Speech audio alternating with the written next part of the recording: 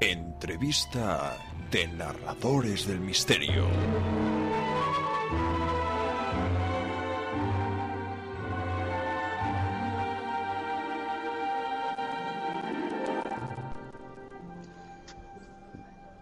Hoy vamos a hablar de lo que aconteció el 18 de noviembre de 1978 en Port Kaituma, en Johnstown, Guyana.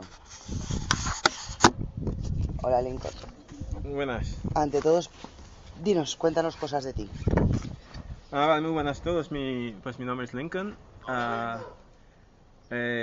en la Guyana en aquel entonces, es la Guyana británica.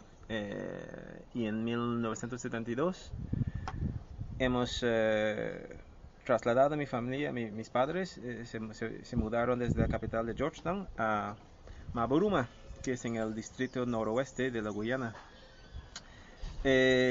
Sobre de mí, actualmente soy piloto profesional y ahora estoy trabajando como instructor y examinador para una empresa extranjera basada en Coventry, en Inglaterra, y ejerce, como he dicho antes, como una instructor y examinador para pilotos profesionales de prácticamente toda la parte de Europa y del Medio Oriente. Referente de lo que sucedió la noche del 18 de noviembre de 1978, lo que puedo recordar, tenía en aquel entonces 13 años, acabo de cumplir 13 años, y en muy corto tiempo no puedo contar en totalidad todo lo que sucedió, pero básicamente lo que puedo recordar es que había una secta, no sabíamos en aquel entonces como éramos críos, que se llamaba el Templo de la Gente, o People's Temple en inglés, y ellos tenían su base en un pueblo que se llama Puerto Kaituma, o Port Kaituma, que es el pueblo subiendo un río que se llama Aruca, cerca de Maburuma.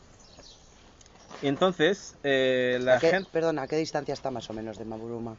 Está a unas 100 kilómetros más o menos a barco, con la que puedo recordar. ¿Los accesos por tierra eran No hay factibles? acceso por tierra, solo hay que ir por río, con barco. ¿O por aire? O por aire, sí, desde Maburuma al aeropuerto de Puerto Kaituma. Hay una pista de aterrizaje muy pequeña, sin torre control y todo eso. Y ahí aterrizaban los aviones que venían desde Georgetown o, por ejemplo, desde Maburuma, con paradas para recoger o dejar gente antes de marcharse hacia Georgetown. Entonces, nosotros como críos nos gustábamos mucho esta gente porque eran americanos, y por cierto es la primera vez que he visto la que nos llamamos un bobby socks, que es calcetines blancos con las rayas azul o con rayas de colores.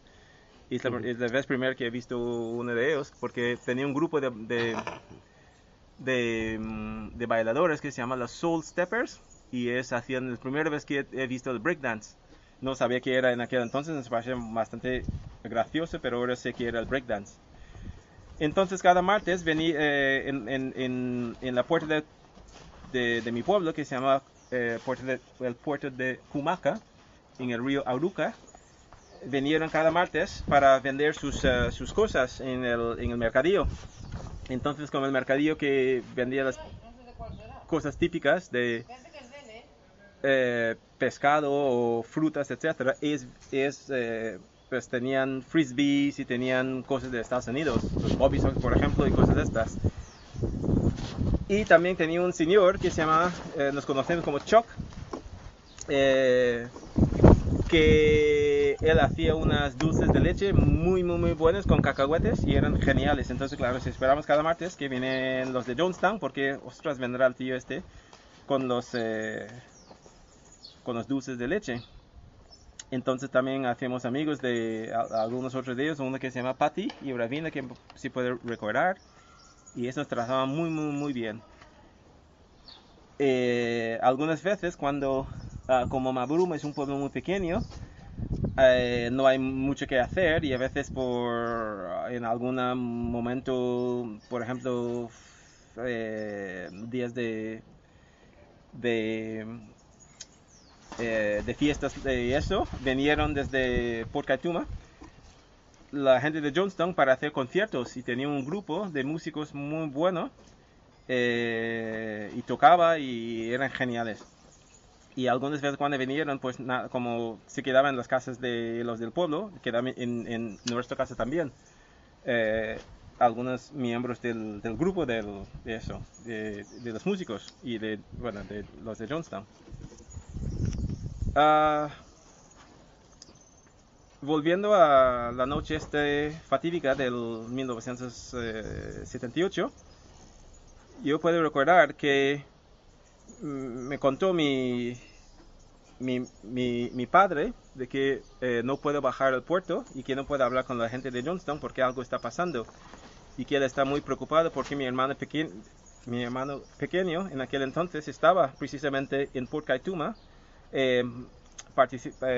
que tenían los deportes entre escolar o entre regionales y él hacía deportes ahí y estaba en aquel entonces se encontraba en Port Kaituma y claro, mi padre está muy preocupado porque no sabía nada de él. ¿Qué edad tenía Red entonces? Tenía 12 años o 11 porque es un año menor que yo. Creo que tenía 12 años. La que puedo recordar y la que sabía todo el mundo en el pueblo es de que había una serie de acontecimientos. Primero, que debido de que en Johnstown era una especie de secta, yo no sabía esas palabras en aquel entonces, toda la gente estaban bajo el control del un señor que se llama Jimmy Jones o Jim Jones, y era una especie de proyecto agricultural que eran self-sufficient, autosuficientes, hacían su propio pues comida, ropa, etcétera. Entonces, a veces como la que yo puedo entender es como la gente no han podido a veces comer como era normal o así, iban a la cocina y a coger cosas y así para comer. Entonces el Jim Jones y sus soldados, es decir, los castigaban con latigazos o físicamente con abusos físicos, y algunos de ellos aparentemente los encerraban en una especie de lonja en un edificio sin comida, etcétera. Entonces en alguna manera creo que la gente desde ahí, la que puede entender, escribían cartas y los hacía salir las cartas hacia Estados Unidos o a las autoridades de que algo está pasando en Johnstown, y si por favor pueden enviar a alguien para investigar. Entonces Estados Unidos enviaron una delegación encabezada por un señor que se llamaba Leo J. Ryan, que era un miembro del Congreso de los Estados Unidos. Él fue a Georgetown y de Georgetown pues cogieron dos aviones, uno de la Guyana Airways, pilotaba por un señor que se llama el capitán Henry Fitt, y otra avioneta pequeñín pilotaba por un señor que se llamaba, un piloto que se llama Tomás Fernández. Entonces fueron a Puerto Kaituma y fueron recibidos en la comunidad de Jonestown, del templo de la gente. Y aparentemente fueron bien recibidos con fiestas y con pues todas las que puedes imaginar de una delegación de tan importancia. Entonces, el Lee O'Ryan preguntó la que puedo entender sobre un edificio y por qué estaba con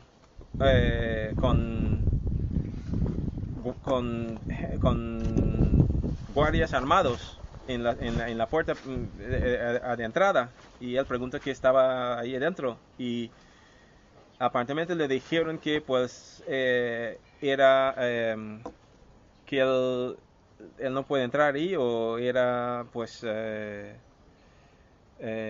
out of bounds, que era que no se puede entrar, vamos. Y él insistió, y aparentemente cuando entró en el edificio encontraba que estaba repleto de gente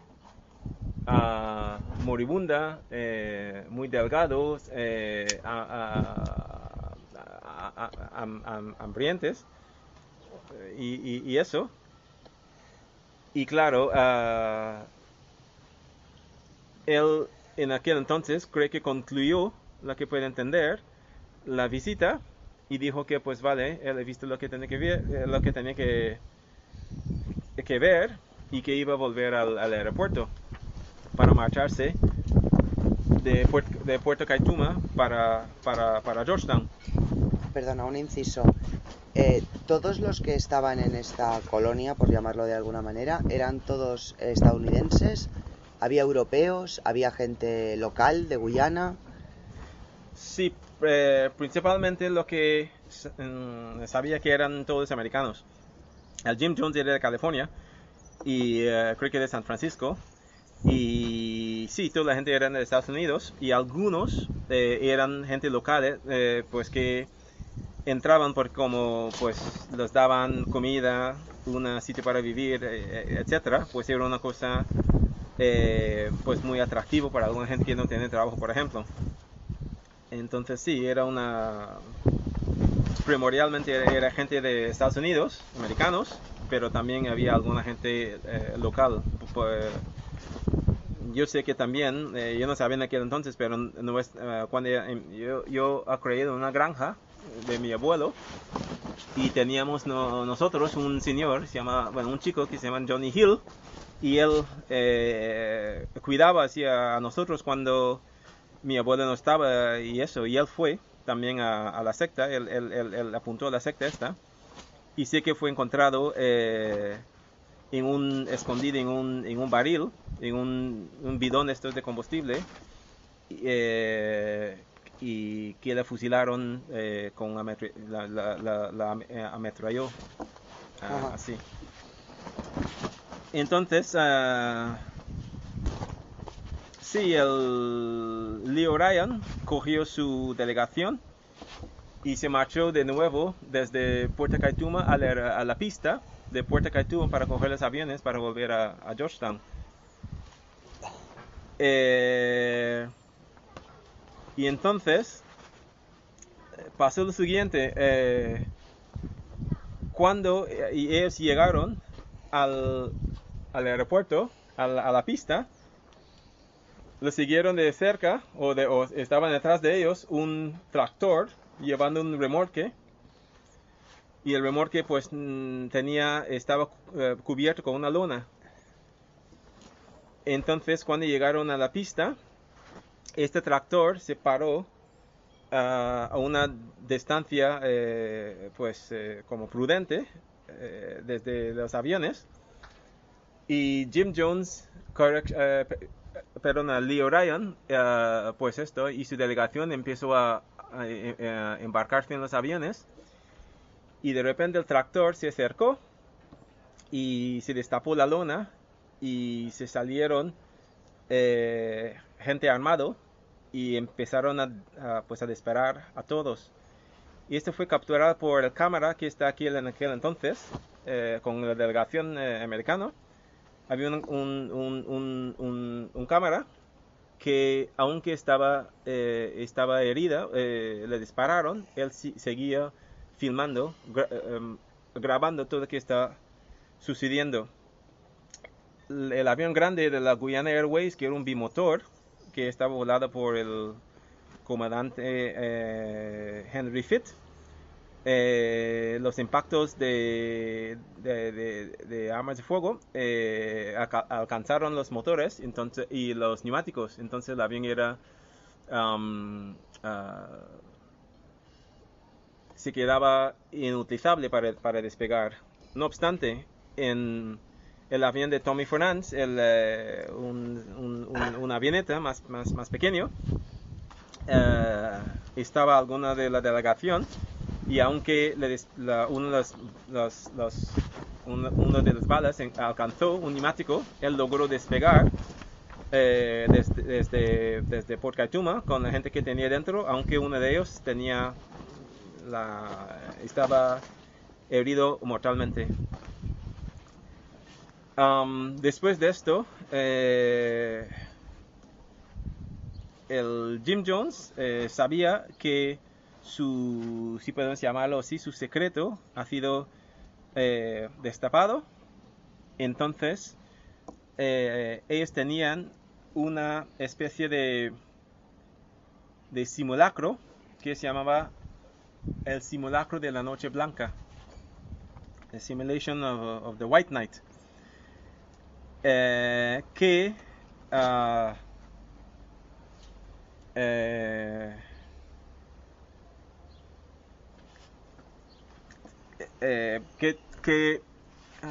¿cómo se dice? Involved. Que involucraban. Sí, bueno, realmente, ¿qué hacían? Tenía un par de bidones, bueno, un par de bidones de combustible cortados por la mitad, con una especie de bebida dulce, estos tipos de bebidas concentrados que se llamaba Kool-Aid. Y el Kool-Aid estaba, repleto o lleno de potasio y cianuro en los dos, una mezcla de potasio y cianuro en los bidones. Y la noche blanca consistió de que se anunciaba la noche blanca sobre los altavoces en todo el recinto, y llamaba primera a las madres con los bebés para beber de vasos plásticos, para beber la bebida esta, y que se quedaba tumbada boca abajo en los alrededores con las madres cogiendo los bebés. Y normalmente ese era el simulacro, no pasaba nada, pero esta noche él aparentemente él decía sobre los altavoces que esta fue la noche blanca de verdad. Y pues es lo que pasó. Vinieron toda la gente, las madres y bebés primera, se tomaban el Kool-Aid repleto de cianuro y potasio, y se murieron prácticamente instantáneamente. Fue fulminante. ¿Pero tú crees que la gente lo sabía? ¿De que estaba envenenado Algunos de ellos sí, porque había algunas resistencias, y la gente que resistía y no quieren que sus bebés se murieran también, le introducieron la bebida con jeringuillas a los bebés por la boca, y las madres y los padres los abrieron la boca, los soldados, y los tiraba. Los forzaron a beber, los forzaron a ingerir el cianuro y el potasio. Sí. Y pues aquella noche murieron 918 personas. Y cuando yo vi por vez primero las fotos, es que eran tantos, es que parecía un kilt de estos que se hace una mantel con colores, está lleno de colores por todos lados, tantos colores con los con la ropa como una manta de patchwork. Sí, como una manta, precisamente como una manta esta de patchwork, parecía desde el aire. Y el Jim Jones sentaba aparentemente en su trono, tenía una especie de trono, y encima de su cabeza tenía una placa que decía, voy a decir en inglés, those who do not remember the past are condemned to repeat it, que puede traducir a aquellos que no pueden recordar el pasado, son condenados a repetirlo. Es la que tenía escrito en la placa encima de su cabeza, encima del trono que tenía. Y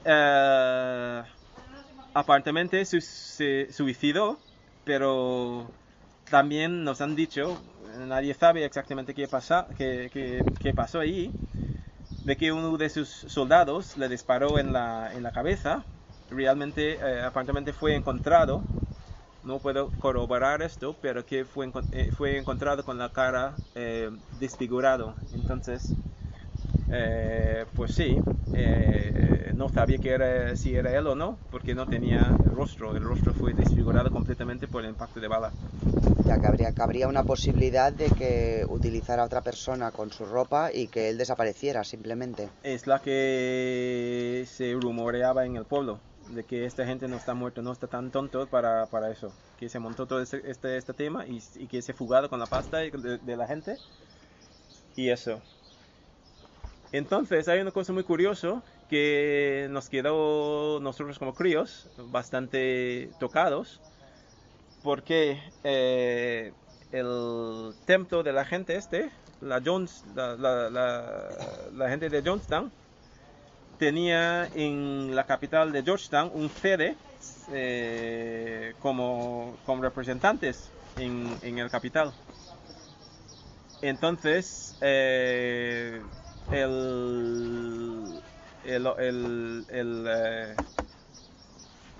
Chuck, el señor de las dulces de leche con el tatuaje, que nos trataba tan bien, aparentemente él fue encargado de ir a Georgetown y para matar a los representantes de Jonestown en Georgetown. Y así fue, él degolló con un cuchillo a todos los miembros que estaba en el capital del People's Temple, con una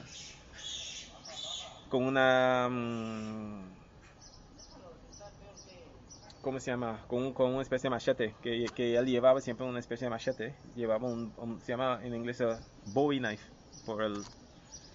llevaba una especie de... Que es de los típicos que se utilizan para andar por la selva, para ir cortando los arbustos y para ir cortando ramas. Sí.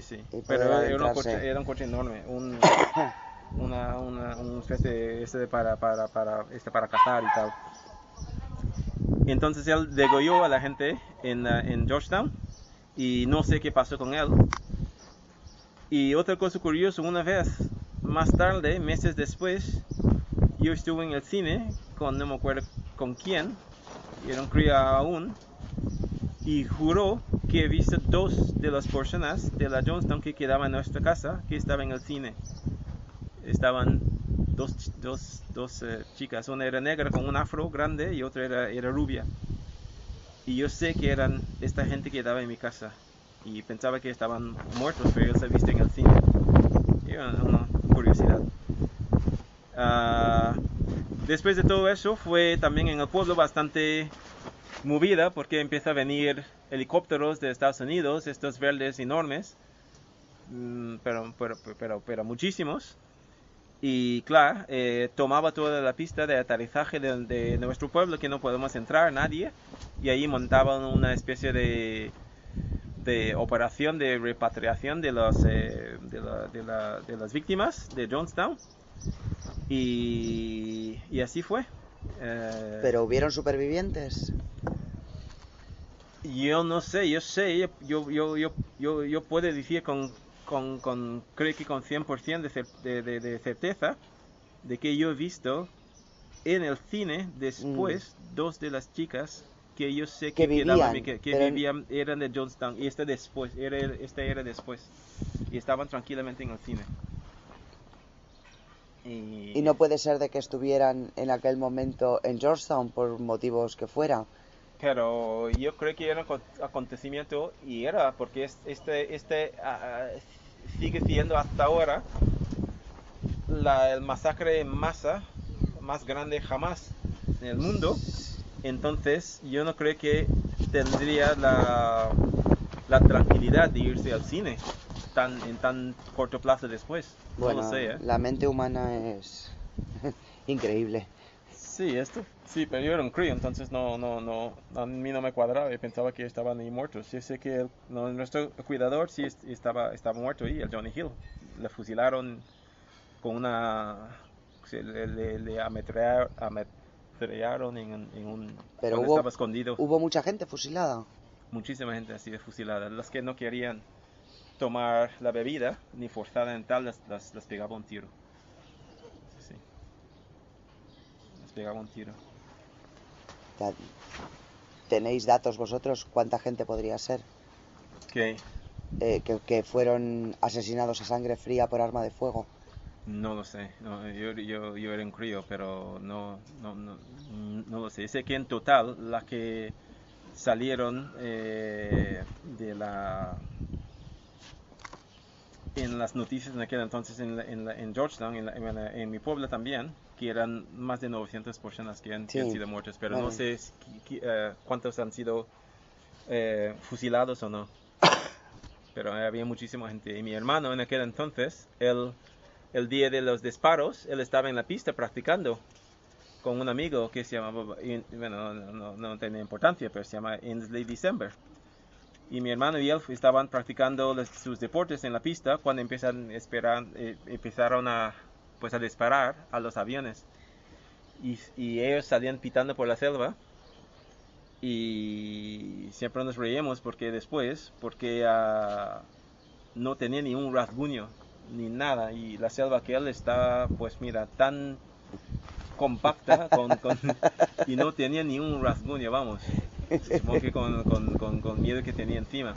Pero después dijeron que no podrían olvidar el olor, porque después de todo el pueblo de Puerto Kaituma olía a muerte. O sea, con los cuerpos pudriéndose porque estaban días en el sol y se hinchaban todos.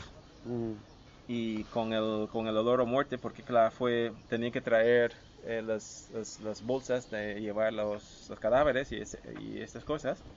Y hasta que la montaron todo desde Estados Unidos, porque el gobierno de la Guyana no tenía capacidad de eso y llevar a cabo una operación de tal manera, de tal envergadura, sí. Sí. Es mucho dinero. ¿Y repatriaron los cuerpos o los enterraron allí? Los repatriaron todos, los Todos, llevaron a Estados Unidos. no dejaron nada. Todo. Lo llevaron a Estados Unidos, a todos.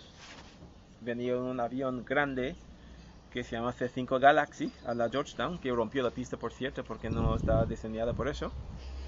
Y lo llevaban la gente a Georgetown, y con esos aviones grandes los llevaban los repatriaron a Estados Unidos.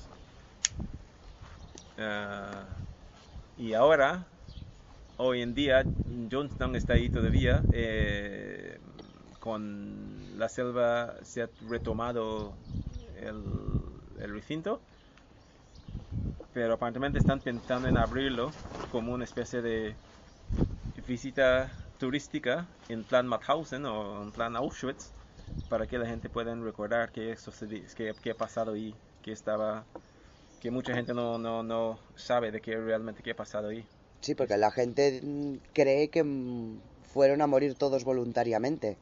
No, ni mucho menos. Fueron forzados fue un simulacro que está tan practicados que ellos no sabían, aunque él dijo que esta es la noche blanca, pero fue un simulacro tan practicado tantas veces que ellos no sabían cuál es la verdad o cuál no era. Y creo que todo fue tan montado de que una gente que para mí, siendo adulto ahora, que con sus facultades puestas, ¿cómo no pueden distinguir y ser sometido a un lavado de cerebro tan en masa? ¿Cómo no pueden distinguir entre una cosa que puede ser realmente peligroso o no, porque estaban, supongo que engañados, yo qué sé? Pero aquí yo creo que muchísimos de ellos no sabían que de verdad que era algo realmente que está pasando, porque no creo que sabían qué pasaba con la delegación de Estados Unidos de miembros de Congreso, el miembro de Congreso Leo Ryan. Yo creo que él no tenía ni idea de que este señor ha sido asesinado aquella tarde en la pista de Port Kaituma, y que era otro simulacro de eso, y que claro, se murieron. Y los que realmente veo el peligro, pues mira, han sido forzados en beberlo o les pegaron un tiro. Y Jimmy Jones, pues mira, como he dicho antes, fue encontrado sin rostro. Entonces, pues deja muchas incógnitas. Hombre, recuerdo el comentario que me hiciste una vez paseando por el muro. Ah, sí. Cuando vemos el piloto, Tommy Fernandes. Sí, este señor está hablando ahora y siempre me recuerda tanto esta historia. Él estaba con un rosario, contando el rosario, y yo recuerdo que te dijo que está tumbado, está chalado, porque después de aquel incidente, él era el único piloto que logró salir desde Port Kaituma, con una persona con la cabeza destrozada detrás de él. Pues se volvió loco, vamos, y nunca jamás voló en avión. Y sí, después se podría ver al señor caminando por el muro de una especie de malecón, como en Cuba, en la Georgetown, con un rosario, pues contando el rosario y caminando así por el muro, y nunca voló jamás. Sin rumbo. Sí.